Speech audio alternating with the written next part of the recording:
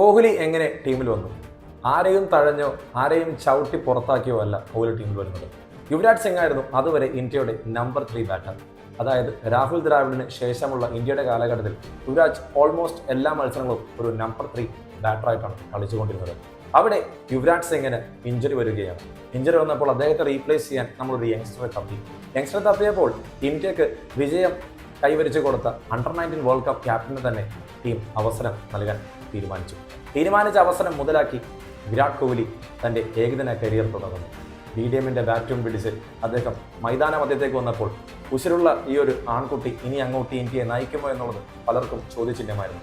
പക്ഷേ ഉശിരെവിടെയും പോയില്ല. ഗാംഗുലിക്ക് പകരം ഇനി ഒരു അഗ്രസീവ് ക്യാപ്റ്റൻ ഉണ്ടാകുമോ എന്നുള്ള സംശയങ്ങൾക്ക് എല്ലാം വിരാട് കോഹ്ലി വലിയൊരു ഉത്തരമായിരുന്നു. തൻ്റെ കരിയർ തുടങ്ങിയിട്ട് പിന്നീട് അങ്ങോട്ട് വിരാട് കോഹ്ലിക്ക് തിരിഞ്ഞു നോക്കേണ്ടി വന്നിട്ടില്ല. 2011 വേൾഡ് കപ്പിൽ ടീമിൽ സ്ഥാനവും ഭദ്രം.